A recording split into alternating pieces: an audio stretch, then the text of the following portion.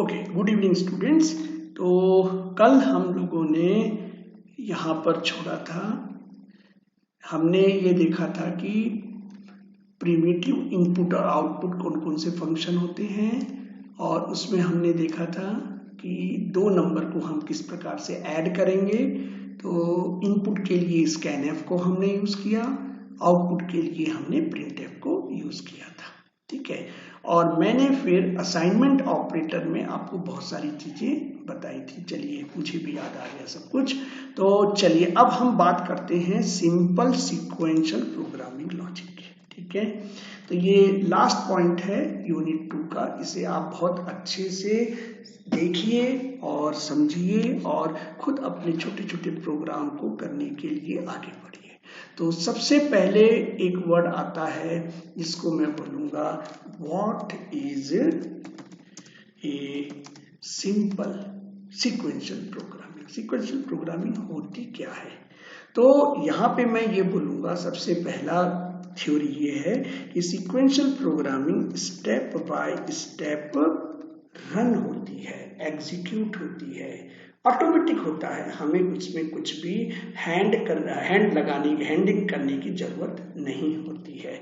एक बार मैंने प्रोग्राम बना दिया तो ये स्टेप बाय स्टेप एग्जीक्यूट होती है, और जो स्टेप बाय स्टेप एग्जीक्यूट होता है उसे बोलते हैं सीक्वेंशियल प्रोग्रामिंग, ठीक है। अब इसके अंदर में मैं ये कंक्लूड कर सकता हूं कि यहाँ पे मेरा जो फ्लो है ना, कंट्रोल फ्लो है, तो वो चेंज ही नहीं होगा, है ना। तो no control no flow change, no control flow बोलूंगा मैं, नो कंट्रोल फ्लो चेंज, है ना। तो यहाँ पे आपका कंट्रोल फ्लो है जो कि, है ना, चेंज नहीं होगा, नो, है ना, नो कंट्रोल फ्लो चेंज, ये याद रखेंगे, ठीक है। अब मैं इसको थोड़ा सा और समझाने की कोशिश करता हूँ। जैसे कोई प्रोग्राम में मेरे पास पहला स्टेटमेंट 1 है, ठीक है, फिर है स्टेटमेंट 2, तो ये स्टेटमेंट 2 हो गया, ठीक है। इसके बाद और भी हम लिख लेते हैं, स्टेटमेंट 3 लिख देते हैं। चलिए एक और लिख देता हूँ, ठीक है, स्टेटमेंट 4। तो चलिए 4 मेरे पास स्टेटमेंट है। तो अब ये क्या होंगे, सीक्वेंशियल रन होंगे। तो सबसे पहले ये रन होगा, है ना, उसके बाद में आपका ये भी रन होगा, फिर इसके बाद में थर्ड वाला रन होगा, और इसके बाद में फोर्थ वाला रन होगा। तो इस तरीके के फ्लो को, जिसमें कि पहला, दूसरा, तीसरा, चौथा, ये एक के बाद एक एग्जीक्यूट हो रहे हैं या रन हो रहे हैं, तो हमें यहाँ पे कुछ और दूसरा फ्लो को कंट्रोल करने की जरूरत नहीं है। ऐसे फ्लो को हम बोलते हैं सीक्वेंशियल प्रोग्रामिंग लॉजिक, ठीक है ना, सीक्वेंशियल प्रोग्रामिंग लॉजिक है। अब सपोज करिए कि हम इसे अब समझते हैं अपने एग्जाम्पल से। तो पहला एग्जाम्पल मैं लेता हूं, ठीक है ना, बहुत सिंपल सा एग्जाम्पल है। Write a program to display welcome, ठीक है। तो ये पहला प्रोग्राम, कभी भी स्टार्ट करते हैं प्रोग्रामिंग में तो ये पहला प्रोग्राम ही आता है। तो इसके अंदर क्या हो रहा है, इसके अंदर क्या हो रहा है, देखिए इसके अंदर हम अगर इसको एल्गोरिथम से समझें तो इसमें क्या हो रहा है, सबसे पहले प्रोग्राम स्टार्ट हुआ, और स्टार्ट होने के बाद आउटपुट होगा। क्या आउटपुट करेगा भाई, वेलकम को आउटपुट कर देगा, बस इतना सा काम है इसका, ठीक है। तो यहाँ पे सपोज करिए कि मेरे को, है ना, फिर प्रोग्राम को एंड कर देंगे। तो अब मैं इस प्रोग्राम को लिख के बताता हूँ आपको। तो सबसे पहले हमें इनपुट और आउटपुट लेना है, तो आउटपुट के लिए मैं प्रिंटएफ का यूज करूंगा, ठीक है ना। यहाँ पे क्या यूज होगा, आपका प्रिंटएफ होगा, तो हम यहाँ पर यूज करेंगे प्रिंटएफ, है ना। ये हमें अपना होमवर्क कर लिया, प्रिंटएफ हमें लगेगा। अब प्रिंटएफ और स्कैनएफ को यूज करने के लिए एक हमें उसकी हेडर फाइल लगेगी, जो कि उस प्रोग्राम को यहाँ पे फैच कर देगी, अपने आप यहाँ पर रिप्लेस करेगा वो। तो उसको हम कैसे यूज करेंगे, एक इंक्लूड वर्ड के द्वारा हम उसको फैच कर लेंगे। तो stdio.h, तो यहाँ पे ये फुल फॉर्म क्या बना, स्टैंडर्ड इनपुट आउटपुट, stdio.h, ठीक है। तो stdio.h को हम यहाँ पर यूज करेंगे। उसके बाद हम अपना एक प्रोग्राम बनाते हैं। तो मैं लिखता हूँ void main। तो सबसे पहला प्रोग्राम बना रहे हैं तो मिनिमम रिक्वायरमेंट क्या होगी, उस प्रोग्राम का नाम मेन होना चाहिए और वो प्रोग्राम फंक्शन होना चाहिए और वो फंक्शन एक वैल्यू को रिटर्न करेगी। ठीक है, इतनी सी बात याद रखिए। और यहाँ पे हम यूज करेंगे ब्लॉक। हमें जो भी स्टेटमेंट एग्जीक्यूट करना है वो हम ब्लॉक बना के करेंगे। तो यहाँ पे एक ही वेलकम है तो हम यहाँ पर printf लिख देते हैं और यहाँ पे हम क्या लिखेंगे, वेलकम। तो ये मेरा प्रोग्राम बन गया पहला एग्जाम्पल, जिसमें कि write a program to display welcome की बात हो रही है। तो आप इसको एज इट इज टाइप करिए ऑनलाइन कंपाइलर में और देखिए कि वो क्या रन हो रहा है कि नहीं हो रहा है। अगर हो रहा है तब तो बहुत अच्छी बात है और अगर नहीं रन हो रहा है तो भाई मेरे से आप थोड़ा कंफ्यूजन है तो उसको दूर कर लीजिएगा। ठीक है, अब मैं लेता हूँ सेकेंड एग्जाम्पल। ठीक है, अब सेकेंड एग्जाम्पल लेते हैं। अब सेकेंड एग्जाम्पल में भी मैं थोड़ा सा चेंज नहीं करना चाह रहा हूँ। मैं चाह रहा हूँ कि वेलकम को तो प्रिंट करना है लेकिन 5 बार, 5 टाइम वेलकम्स। अभी 5 बार डिस्प्ले करना है। तो भाई 5 बार डिस्प्ले करना है तो एल्गोरिथम और ये सब चीज एज इट इज ही होगी, केवल जो चेंज होगा वो हम समझ लेते हैं। तो अब ध्यान से देखो, तो यहाँ पर क्या है, 5 बार हमें आउटपुट लिखना पड़ेगा। एक तरीका तो यही है कि भाई हमें जो आता है उसी को हम रिपीट कर सकते हैं। ठीक है, तो मैंने यहाँ पर तीसरे बार लिखा, चौथे बार लिखा, 5वें बार लिखा। ठीक है, इन सब को मैंने टैब लगा दिया। तो ये यहाँ पर, अरे टैब लगाया तो गायब हो गया, तो इस साइज में टैब नहीं चल रहा होगा। तो यहाँ पे मैंने इसको आउटपुट को अपनी जगह में ला के रख दिया है। तो ये यहाँ पर आके खड़ा हो गया। ठीक है, इसके बाद ये हमारा काम हो गया, 5 बार हो गया। अब इस 5 बार को हमें अपने कोडिंग में भी लिख देते हैं। तो देखिए कोडिंग में कैसे लिखेंगे, प्रिंट एफ है तो यहाँ पे हम क्या करेंगे, यहाँ पे हम इसको पहली बार रन किए, फिर दूसरी बार रन किए, तीसरे बार, फिर चौथे बार और ये आ गया 5 बार। तो 5 बार मैंने इसको यूज किया। तो देखिए यहाँ पर क्या है, this is a statement 1, this is a statement 2, this is a statement 3 and this is a statement 4 and this is a statement 5। ध्यान से समझिए, बस इतनी सी बात है। अभी देखिए सीक्वेंशियल की बात आपको क्लियर हो जाएगी। अच्छा, मैंने ये जो लगाया है ना आपका सिंबल स्लैश, तो ये कमेंट्स कहलाते हैं। ठीक है, तो इससे क्या होता है, ये प्रोग्राम एग्जीक्यूट नहीं होते हैं और हमारी डॉक्यूमेंटेशन से हमें अंडरस्टैंडिंग क्लियर हो जाती है। तो यहाँ पे देखिए वेलकम पहली बार मिलेगा, फिर दूसरी बार मिला, तीसरी बार, चौथी बार, 5वीं बार। तो ये एक के बाद एक मिल रहा है, यहाँ पर कोई भी फ्लो चेंज ही नहीं हो रहा है, इसलिए इसको क्या कहेंगे हम, सीक्वेंशियल प्रोग्रामिंग लॉजिक। यहाँ पर कुछ भी चेंज नहीं हो रहा है। अब हम एक और लॉजिक देखते हैं, इसमें हम क्या देखना चाहते हैं, एडिशन ऑफ 2 नंबर देखते हैं। ठीक है, एडिशन ऑफ 2 नंबर। तो हमारा तीसरा एग्जाम्पल है एग्जाम्पल 3। एग्जाम्पल 3 क्या है, write a program to solve, या फिर एडिशन ऑफ 2 नंबर, या तो इस तरीके से बोलिए या फिर डायरेक्टली बोलिए कि ये इक्वेशन को सॉल्व करना है। ठीक है, तो भाई क्या करना है, यहाँ पे हमें यही करना है, ये जो ऊपर हमने किया सब एल्गोरिथम वही लिखेंगे हम, और यहाँ पर हम अपने आप को इस तरीके से अपनी अंडरस्टैंडिंग बढ़ा के रखेंगे। तो सबसे पहले क्या है, स्टार्ट करेंगे, उसके बाद इनपुट करेंगे। ठीक है ना, इनपुट क्या रहेगा, ए एंड बी रहेगा, फिर कैलकुलेट करेंगे, सी रहेगा, और आउटपुट क्या रहेगा, आउटपुट रहेगा हमारा सी। ठीक है ना, दिस इज द आउटपुट। तो ये हमारा एल्गोरिथम हो गया। अब हम लिखते हैं प्रोग्राम। ठीक है, तो हमारी प्रोग्रामिंग कहलाएगी, तो सी प्रोग्राम हमें लिखना है, सी प्रोग्राम का कोड लिखना है। तो देखिए यहाँ पर सबसे पहले क्या करेंगे, हेडर फाइल।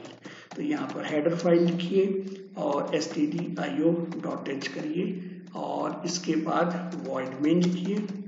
अच्छा, कोई बोलता है मेरे को कि सर void लिखते हैं, क्या यहाँ int भी लिख सकते हैं, तो मैं बोलूँगा int भी लिख सकते हैं, लेकिन रिटर्न हमें फिर 0 लिखना पड़ेगा। तो वो भी मैं आपको चलिए इसमें बता देता हूँ, तो कन्फ्यूज़न आपको नहीं होगा। तो अब मैं ब्लॉक बना रहा हूँ, है ना, यहाँ पे ब्लॉक बनाएंगे और यहाँ पे हम अपना ब्लॉक खत्म करेंगे। तो ये मेरा प्रोग्राम है। अब इस प्रोग्राम में मुझे सबसे पहले क्या करना है, सबसे पहले मुझे इनपुट करना है। तो भाई इनपुट क्या है, इनपुट है स्कैनएफ, तो स्कैनएफ लिखेंगे और कैलकुलेशन क्या है, c is equal to a plus B है।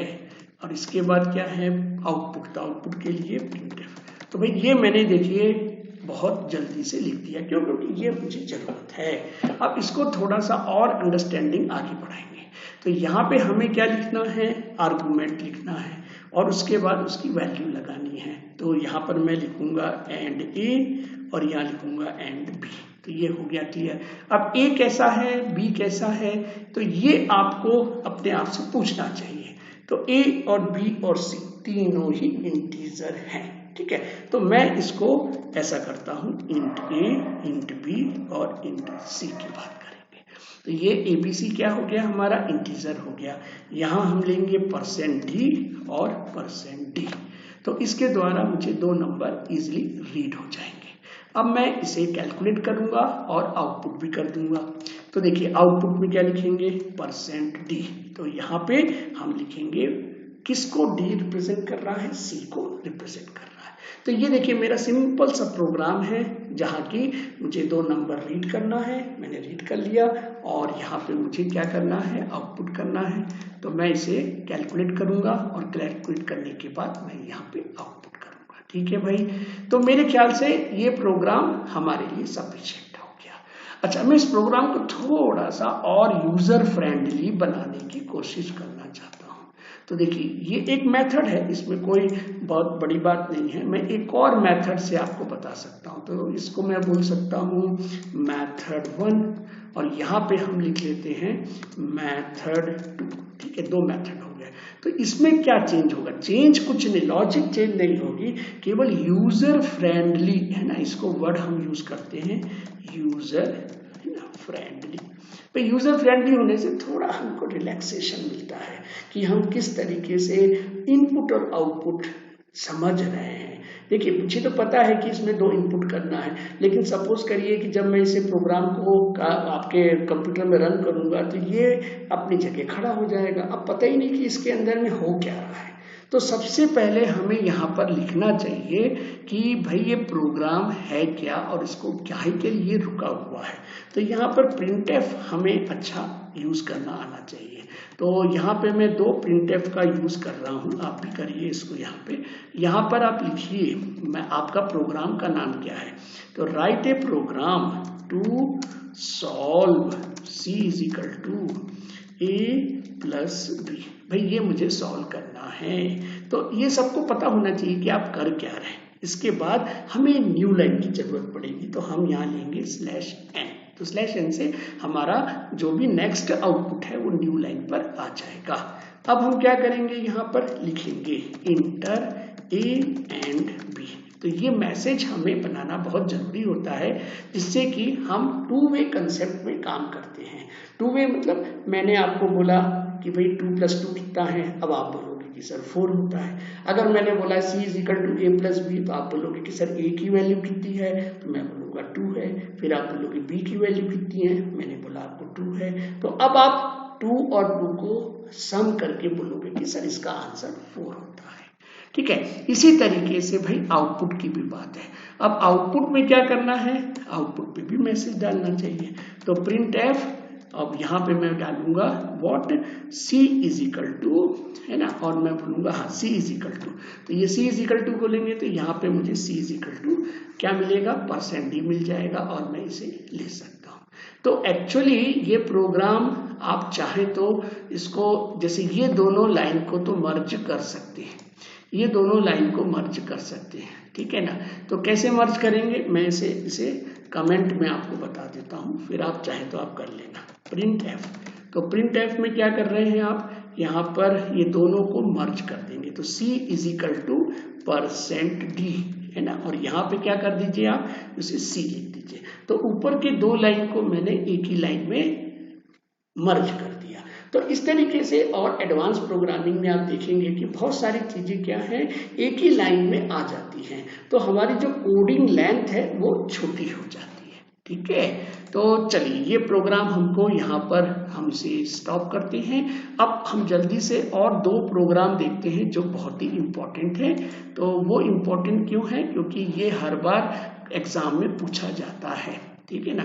तो एग्जाम में पूछने के लिए मैं आपको बताता हूँ कि यहाँ पे आपको एग्जाम्पल को थर्ड चल रहा था मेरा, तो थर्ड बताएंगे। तो यहाँ पर आप लिखिए find sum and average of any 5 number. तो यहाँ पे अब क्या करना है, हमको एल्गोरिथम बनाना है और प्रोग्राम बनाना चाहिए।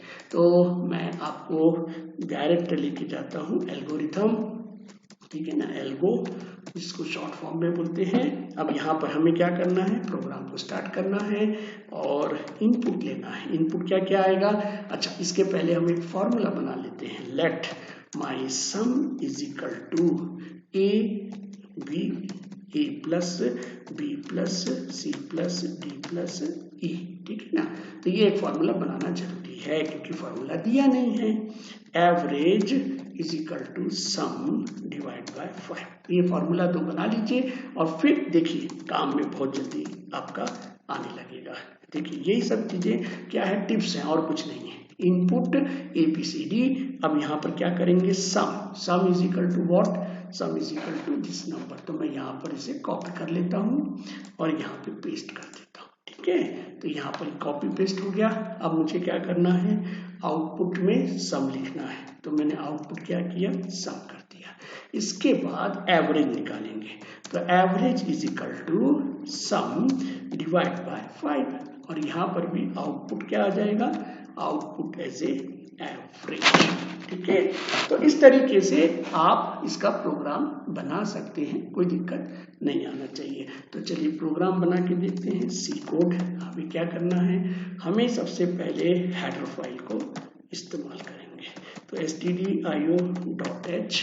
अब यहाँ पे क्या करेंगे, void main, ठीक है ना, void main लेते हैं। और void main में क्या करना है, हमें भाई सिंपल सा काम है कि सबसे पहले तो scanf करना है, ठीक है ना। तो मैं मैसेज नहीं लिख रहा हूँ इसमें, आप इसको लिखना चाहें तो अपने आप ऐड कर लीजिएगा।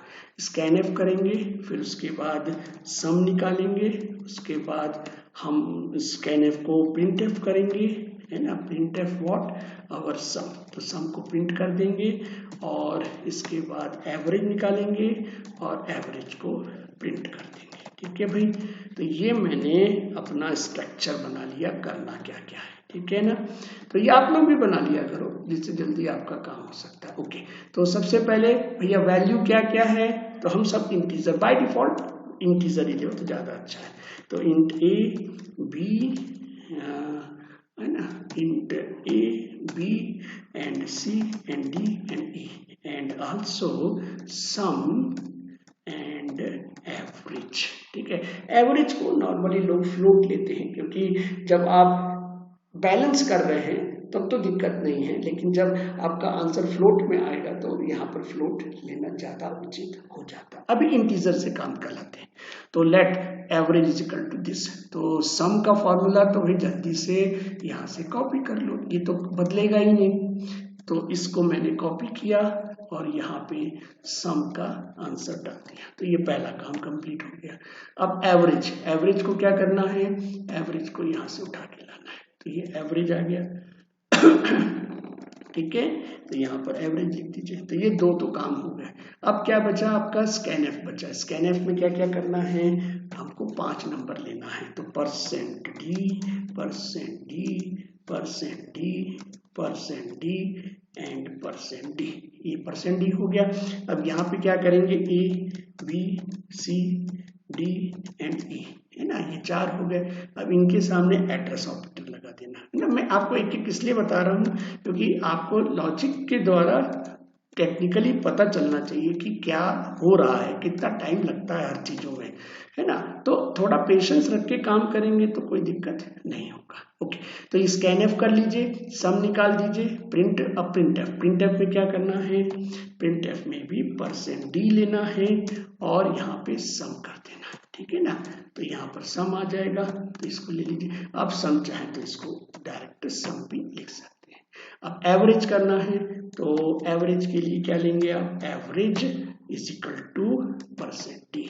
ठीक है, तो इस तरीके से ये प्रोग्राम ऑलमोस्ट सही मेरे को दिख रहा है, पर भी आप इसको रन करके देखिए, कुछ गलती दिख रहा है या आपको लग रहा है कि कुछ और चीज होनी चाहिए, तो जरूर आप मुझे इंटरेक्टिव कर सकते हैं, मुझे आप बता सकते हैं कि सर ऐसा करने से और भी अच्छा हो सकता है। ठीक है, तो अब हम देखते हैं एरिया ऑफ सर्कल। तो ये भी बहुत इंपॉर्टेंट प्रोग्राम है, किसी भी एग्जाम में पूछा जाता है। तो मैं यहाँ पर लिखता हूँ example4। ठीक है, तो example4 क्या है भाई? example4 है write a program to display area of circle. ठीक है, तो हमें क्या करना है, सबसे पहले लॉजिक बनानी है, एल्गोरिथम। तो let area of circle is equal to pi. भाई पाई की वैल्यू सबको पता है लेकिन कंप्यूटर को नहीं पता है। ठीक है, सी में तो एटलीस्ट नहीं पता, पाइथन में तो पता है इसे बहुत कुछ, लेकिन सी में तो बिल्कुल नहीं पता है। तो यहाँ मैं 3.14 लेता हूँ, मल्टीप्लाई बाय आर करता हूँ, मल्टीप्लाई बाय आर। तो मैंने इसको बहुत सिंपल ढंग से सब क्लियर कर दिया, क्योंकि बाद में इतना ही सब करने में और भी हमें आपको समझाना पड़ता है, लेकिन अब नहीं समझाएंगे। ठीक है, तो सबसे पहले हमें क्या करना है, स्टार्ट करना। ठीक है, तो भाई प्रोग्राम स्टार्ट करो। इसके बाद इनपुट, क्या इनपुट लेना है, आर लेना है। 2 आर लिखा है लेकिन एक ही आर से काम होगा। ठीक है, इसके बाद हमें कैलकुलेट करना है। कैलकुलेट क्या करेंगे, एरिया ऑफ सर्कल, और प्रिंट करेंगे तो आउटपुट करेंगे। आउटपुट क्या आएगा हमारा, AOC। ठीक है, AOC एरिया ऑफ सर्कल। तो ये हमारा छोटा सा लॉजिक है, बस इस लॉजिक को हमें सी कोड में ट्रांसफर करना है। तो सबसे पहले क्या आएगा, सबसे पहले इंक्लूड एंड stdio.h। ठीक है, और इसके बाद हम लेंगे void एंड main। तो ये प्रोग्राम हो गया।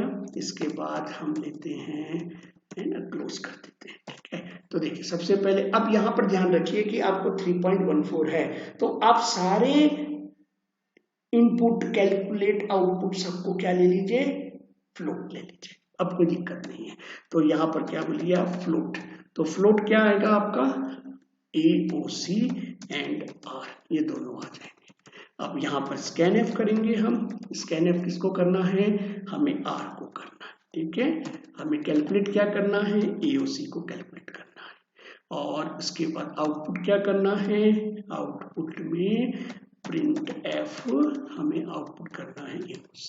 तो ये मैंने एक स्ट्रक्चर बना लिया अपनी समझदारी के लिए, और मैं इसको फिर अपने हिसाब से फॉर्मेटिंग करते रहूंगा। तो सबसे पहला क्या हुआ, %f है ना, ये %f आपको लेना पड़ेगा। अब यहाँ पर क्या लेंगे, एंड आर को हम मेमोरी में स्टोर कर देंगे। अब हमें फॉर्मूला रखना है, तो that is 3.14 multiply by R multiply by R. ठीक है, तो इस तरीके से आपने प्रोग्राम बना लिया। अब हमें आउटपुट करना है, तो आउटपुट किसको करना है, AOC को करना है। तो यहाँ पर मैं AOC को यूज कर रहा हूँ। अब ध्यान से देखिए, यहाँ पे मैं लूंगा %f और यहाँ पे हम लेंगे AOC। ठीक है, तो मेरे ख्याल से ये बहुत बेहतरीन तरीके से हमें समझ में आया है, और इसके बाद भी कहीं पर भी किसी स्टूडेंट को डाउट है तो वो हमको कम्युनिकेट कर सकता है। कैसे करेगा कम्युनिकेट, भाई देखिए ईमेल के द्वारा करना चाहिए। ठीक है ना, तो ईमेल क्या है हमारा, ईमेल है info@techsolution, ठीक है .com। अब यहाँ पर जाके हमको आप मैसेज बहुत दे सकते हैं, कोई दिक्कत नहीं, थोड़ा डिले भी हो सकता है, लेकिन हम लोग ट्राई करते हैं कि कम से कम जल्दी से जल्दी आपको आंसर मिल जाए। और फिर उस दौरान हो सकता है व्हाट्सएप नंबर भी हम एक दूसरे का शेयर करेंगे, क्योंकि हम मेंटर को आपके लिए असाइन करते हैं, फिर वो मेंटर आपको पूरी तरीके से डील करेगा, आपको समझाएगा और आपके जितनी भी डिफिकल्टी है उसको दूर करेगा। आप जरूर हमारी वेबसाइट को भी एक बार सर्च करिए, और वहाँ पे आपको दूसरी चीजें भी और मिल सकती हैं, जैसे कि ऑनलाइन प्रोजेक्ट है, लाइव प्रोजेक्ट है, कोई रिसर्च वर्क है, या कोई इंटर्नशिप है। बहुत सारी जो चीजें स्टूडेंट को लगती हैं, आप एक एक करके हमसे अपनी पूरी चीजों को सेटिस्फाई करा सकते हैं। तो अंत में मैं यही बोलूंगा, wish you of best of luck for your examination. Thank you student.